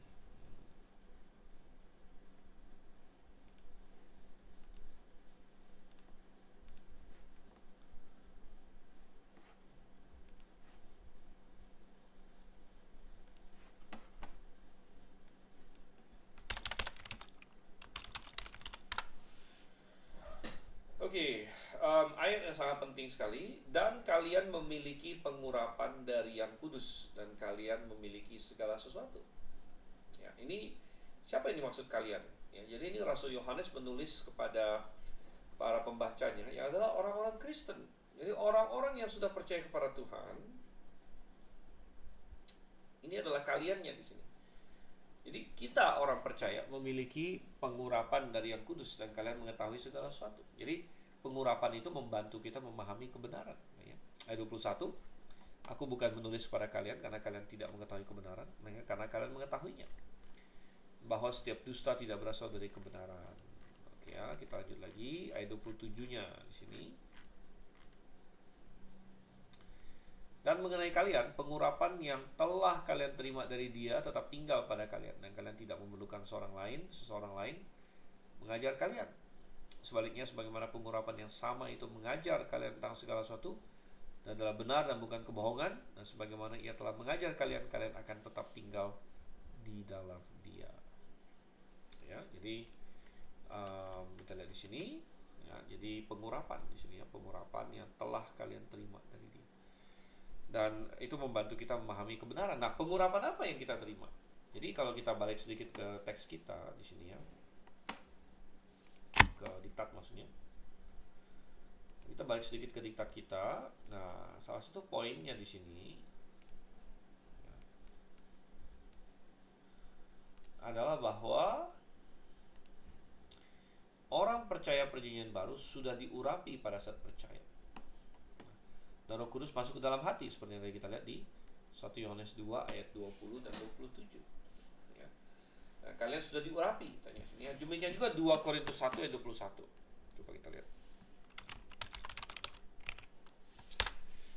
2 Korintus 1 ayat 21. Dan Dia yang meneguhkan kami bersama dengan kalian dalam Kristus dan yang mengurapi kita adalah Allah. Jadi semua orang percaya sebenarnya sudah diurapi karena kita sudah punya Roh Kudus. Ingat, pengurapan dalam perjanjian lama pakai minyak itu simbol Roh Kudus. Jadi kalau kita punya Roh Kudus, kita sudah diurapi. Nah, siapa yang punya Roh Kudus? Semua orang percaya punya Roh Kudus. Oleh karena itu semua orang percaya sudah diurapi, gitu ya, sudah diurapi. Dan ini berbicara mengenai keimamatan orang percaya. Ingat bahwa dalam perjanjian lama imam diurapi, sedangkan dalam perjanjian baru kita semua adalah imam.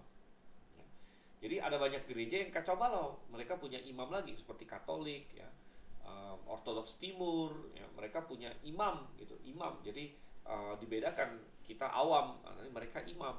Ya. Tapi itu nonsens. Dalam perjanjian baru semua orang percaya adalah imam. Makanya semua orang percaya diurapi, gitu. Nah, ada banyak hamba Tuhan yang nggak ngerti, ya, jadi mereka mau sok-sok jadi imam dan sebagainya. Dia bilang, wah saya adalah hamba Tuhan yang diurapi, gitu, ya. Hamba Tuhan yang diurapi, ya. Jadi seolah-olah yang lain nggak diurapi, dia diurapi, gitu kan. Dia imam, yang lain bukan imam. Nah itu ngaco juga, gitu ya. Ya, jadi tidak, ya. Nah kita yang sudah punya Roh Kudus berarti, dan siapa kita? Ya kita adalah semua orang percaya. Berarti kita dimampukan untuk pelayanan. Ya. Kita dimampukan untuk pelayanan. Kita dikuduskan, ya, kita diberkati, kita bisa memahami kebenaran, ya. Kita diteguhkan, tadi sudah kita baca 2 Korintus 1:21, ya. Dan tanda sukacita juga, ya, minyak tanda sukacita di sini. Kita punya sukacita, ya, karena minyak itu bagus, gitu kan. Nah, dulu, ya, kalau orang kasih minyak, itu minyak, ya, itu berarti kayak bikin fresh, ya. Bikin fresh, makanya Tuhan Yesus pernah bilang kalau ada orang yang berpuasa, dia itu mau menunjukkan pada semua orang seolah-olah dia begitu sedih, begitu susah hati dan sebagainya. Tapi Tuhan Yesus bilang jangan, kalau kamu berpuasa minyaki mukamu, ya maksudnya bikin segar, gitu, bikin kelihatan menyala-nyala, begitu ya. Nah, jadi memang minyak itu tanda sukacita, ya, tanda kesukaan, ya, bikin seger dan lain sebagainya di situ. Ya. Demikian juga saya bisa bacakan contohnya Ibrani 1 ayat 9 di situ. Engkau telah mencintai kebenaran dan membenci kefasikan, oleh sebab itu Allahmu telah mengurapimu dengan minyak kesukaan melebihi sekutu-sekutu. Ya. Minyak kesukaan. Oke, dan pengurapan sebagai persiapan kematian yang tadi kita singgung, ya, bahwa Yesus sebelum dia mati dia diminyaki, ya. Ini menandakan orang percaya mati bagi dosa dan manusia lama kita mati, ya. Nah, ini adalah gambaran-gambaran yang diberikan oleh Roh Kudus di situ, ya. Ketika dia digambarkan dengan minyak. Oke, tapi kalau saya tanya, siapa di antara kita yang sudah diurapi? Ini Anda harus bisa jawab, ya. Ya, pertanyaannya, Anda punya Roh Kudus atau tidak? Kalau Anda punya Roh Kudus, maka Anda sudah diurapi, sebagaimana apa yang diajarkan oleh Alkitab. Ya. Oke, ada yang mau ditanya?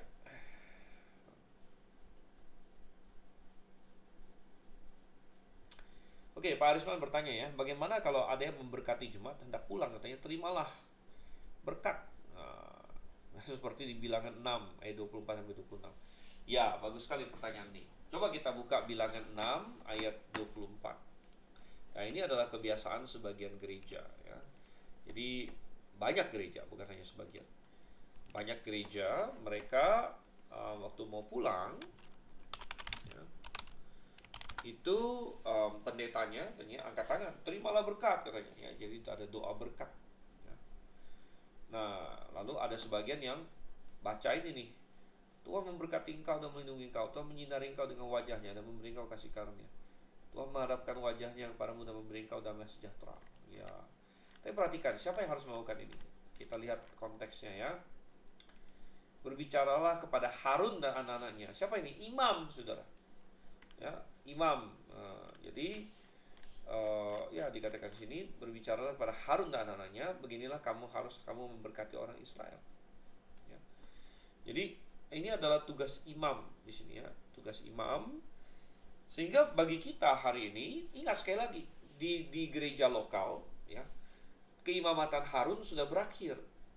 Ya, keimamatan Harun sudah berakhir dan digantikan oleh keimamatan orang percaya.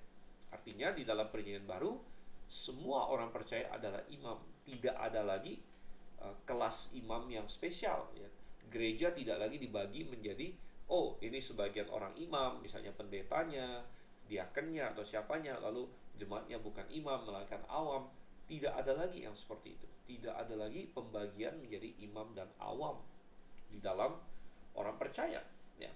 Nah, kalau mau dibagi antara orang percaya dengan orang tidak percaya, ya boleh. Orang percaya imam, orang tidak percaya bukan imam. Tapi kalau di antara orang percaya itu sendiri, tidak ada pembedaan lagi. Tidak ada pembedaan, semua adalah imam. Nah, oleh karena itu, tapi kita bilang banyak orang nggak paham ini, gereja-gereja yang sesat tidak paham ya. Dimulai dari Katolik dan Ortodoks Timur, mereka punya imam-imam di situ ya. Yang sehingga mereka tidak ngerti tentang keimamatan orang percaya. Nah, sebagian gereja Protestan dan Injili dan lain sebagainya, mereka nggak ngerti. Jadi mereka niru-niru gitu. Mereka niru-niru, karismatik juga kadang-kadang. Di mana pendeta, ya sebenarnya kata pendetanya nggak ada dalam Alkitab gitu kan. Kata pendeta tidak dalam Alkitab, tapi pendeta mereka mau memposisikan diri seolah-olah mereka adalah imam gitu. Jadi Tuhan memberkati melalui mereka.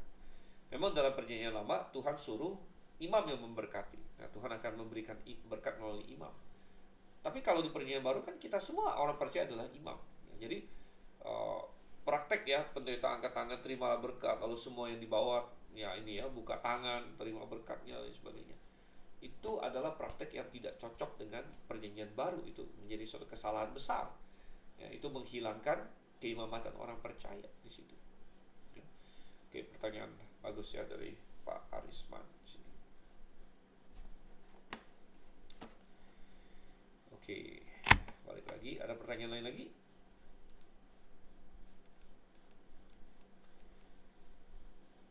Oke, baik. Dan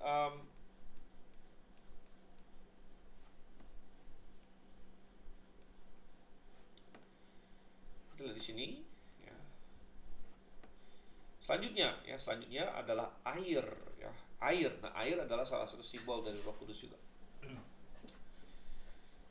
Ayat yang paling jelas menyatakan ini adalah dalam Yohanes pasal 7 ayat 37 dan 39 mengenai aliran-aliran air yang akan ada dalam hati orang percaya. Coba kita lihat di sini.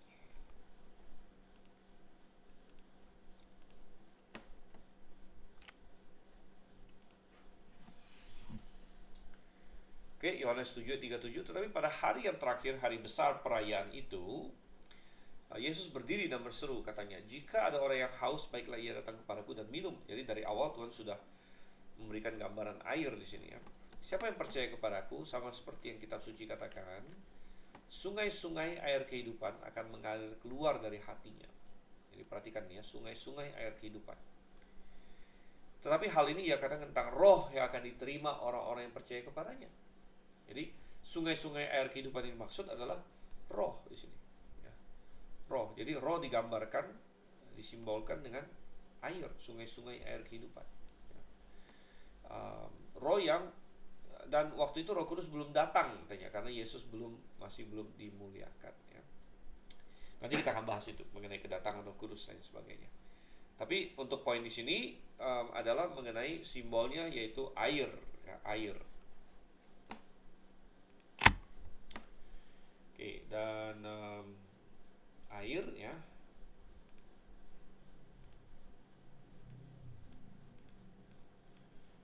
Air utamanya adalah menghidupkan ya, makanya disebut sungai-sungai air kehidupan. Tanpa air manusia tidak bisa hidup ya, bahkan tidak ada yang bisa hidup ya.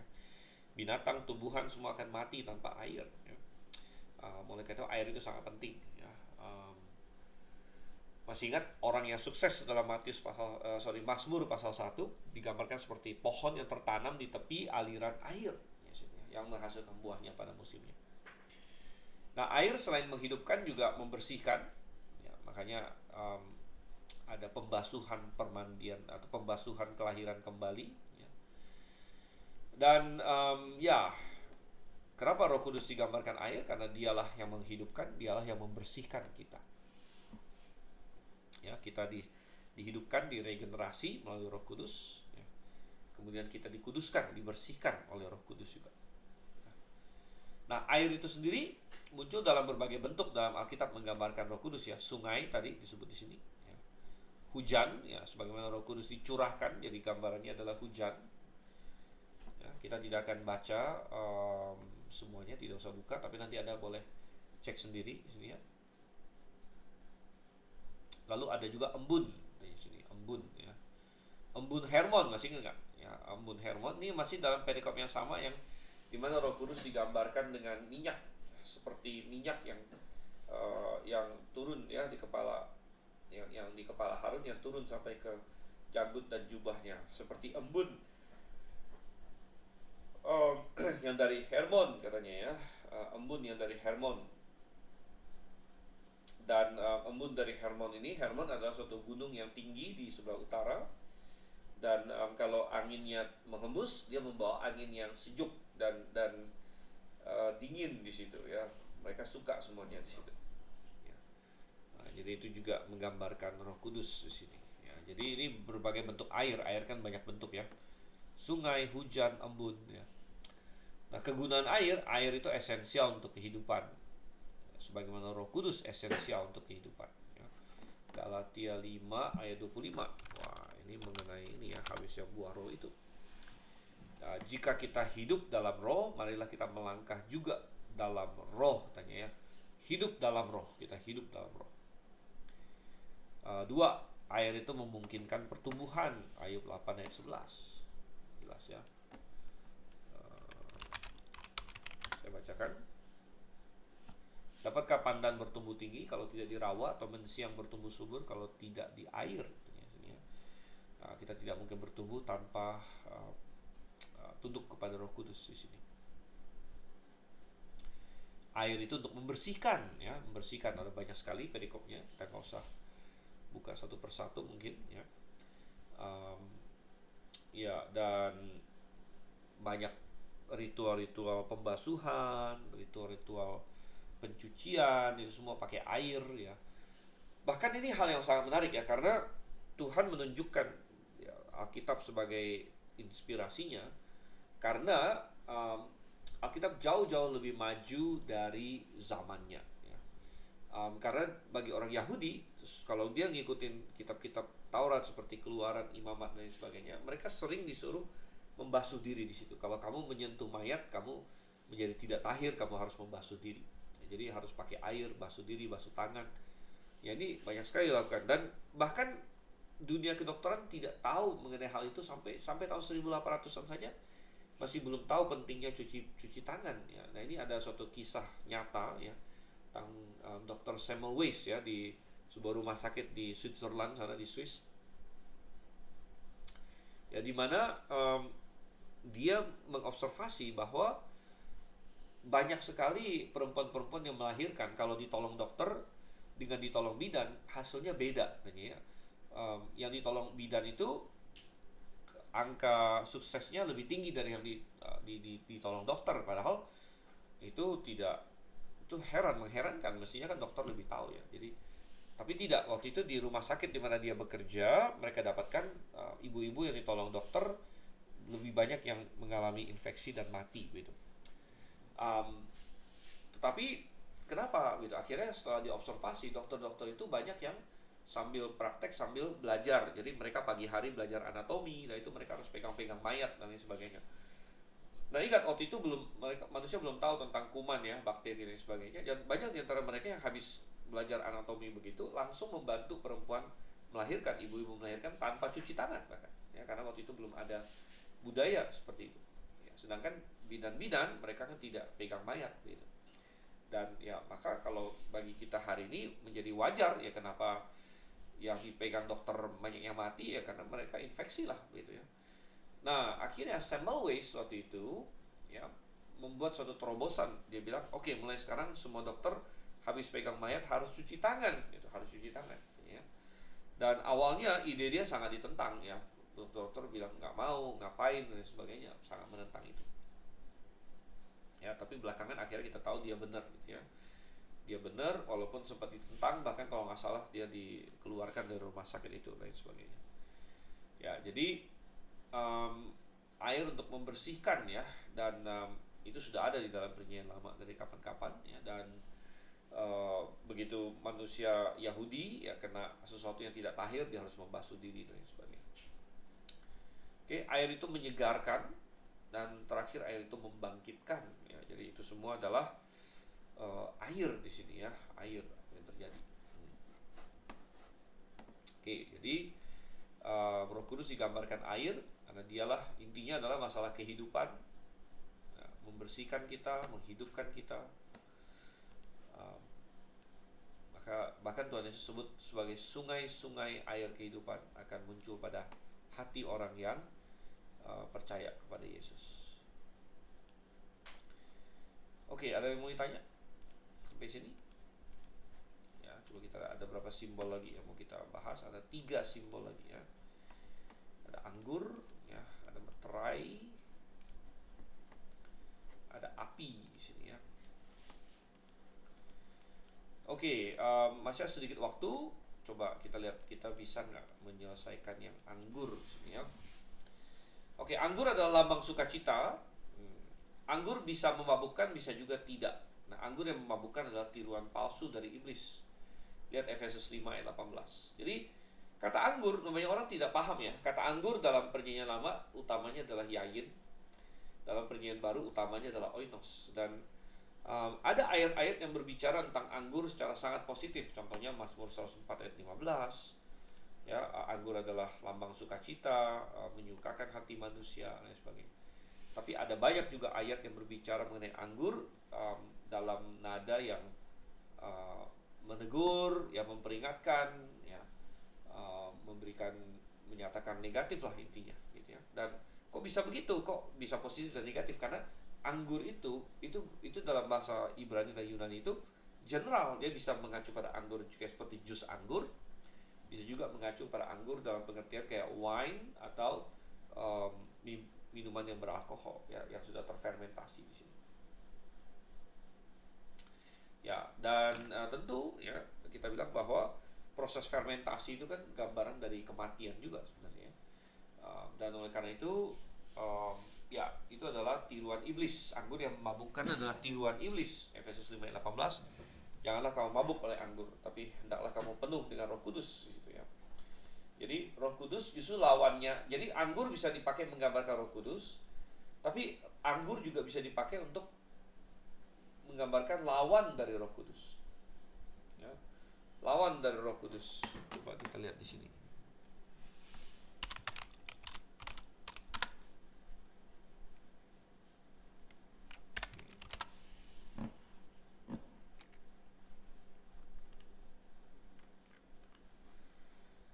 Ya, dan oke, saya tayangkan saja.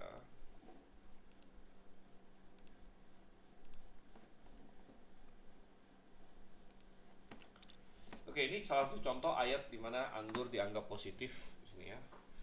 Dan anggur yang menyukakan hati manusia, yang membuat muka berseri karena minyak. Jadi ada anggur, minyak. Nah, ingat, minyak ini juga salah satu simbol Roh Kudus ya.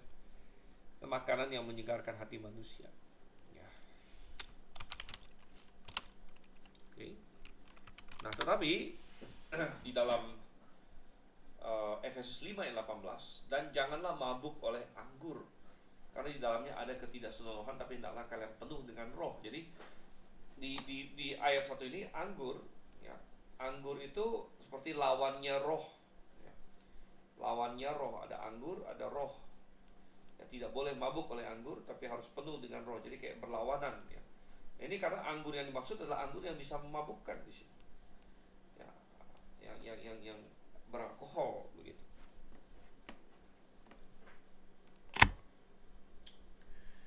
Oke, dan anggur adalah sesuatu yang dipakai untuk korban curahan, yang terkait dengan perayaan Yahudi, Paskah, roti tidak beragi, ya. Lalu perayaan hasil pertama unjukan pada hari Minggu setelah Paskah dikaitkan dengan kebangkitan Yesus. Ya. Jadi ini bicara mengenai berbagai perayaan Yahudi, ya, perayaan Yahudi. Di Imamat 23, kita lihat di sini Imamat 23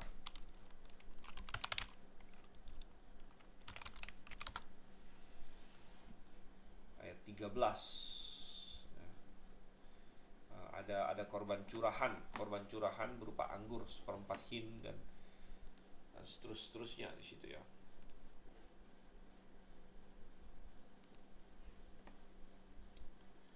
Oke, seperempat hin anggur ini salah satu persembahan untuk Tuhan, ya.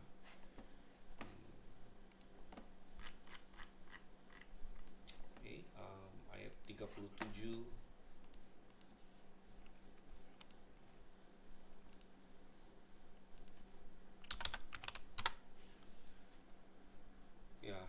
Itulah hari-hari raya yang ditetapkan Tuhan yang harus kau maklumkan sebagai hari pertemuan kudus untuk mempersembahkan korban api-apian kepada Tuhan, yaitu korban bakaran, korban sajian, korban sembelihan, dan korban-korban curahan.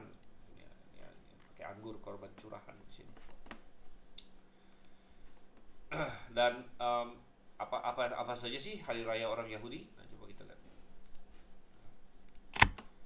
Apa saja hari raya orang Yahudi? Paskah menggambarkan kematian Yesus, tanggal 14 Nisan. Roti tidak beragi menggambarkan pengudusan, ya. Perayaan hasil pertama unjukan pada hari Minggu setelah Paskah nih kebangkitan Yesus, ya. Hari raya Pentakosta harus bersama korban curahan. Nah, ini salah satu, ya. Hari raya Pentakosta harus bersama korban curahan. Jadi ini dikaitkan dengan anggur, makanya Roh Kudus salah satu gambarannya adalah anggur. Ada perayaan Serunai yang disebut Rosh Hashanah atau awal tahun dalam kalender sipil. Berkumpulnya kembali Israel yang berdasarkan bilangan mengikut sertakan korban curahan, ya. Ya, jadi anggur di sini, ya, anggur salah satu simbol Roh Kudus, dan hubungan Roh Kudus dengan sukacita sangat besar sekali.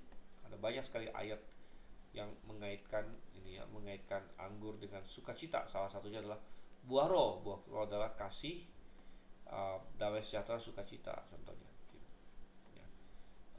Roma 14 ayat 17 dan lain sebagainya juga.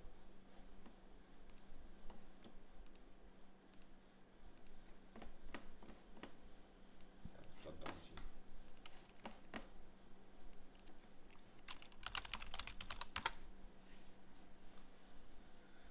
Sebab kerajaan Allah bukanlah tentang makanan dan minuman, melainkan kebenaran dan damai sejahtera dan sukacita dalam Roh Kudus.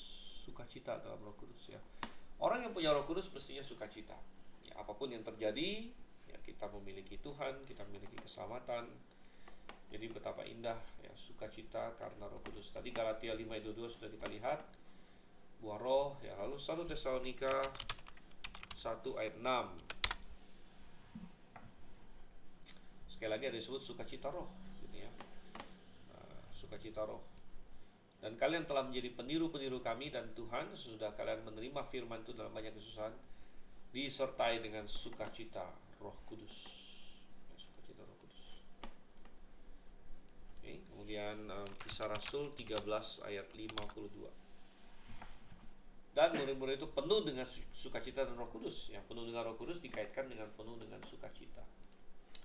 Ya, jadi salah satu hal yang sebagai orang Kristen kita harus hidup yang penuh dengan sukacita, ya. Oke, baik. Ya, saya rasa kita akan stop sampai sana hari ini, ya. Sampai dengan anggur, ya. Dan kalau ada pertanyaan, tapi kalau tidak ada, kita akan lanjutkan kali berikutnya. Saya ingatkan lagi, minggu depan kita tidak ada kelas, ya. Jadi ketemunya 2 minggu dari sekarang, jika Tuhan berkenan, karena minggu depan kita tanggal merah, ada Chinese New Year, jadi kita libur 1 minggu. Oke, tidak ada pertanyaan, kita tutup dalam doa. Mari Bapak di surga, kami mengucap syukur Engkau sudah pimpin kami, banyak hal kami bahas, kami semakin mengerti tentang Roh Kudus. Kami pimpin Tuhan agar kami bisa memahami yang sebaik-baiknya. Kami berdoa dalam nama Yesus Kristus. Amin. Oke, sampai berjumpa di kali berikutnya. Selamat malam, Maranatha semuanya.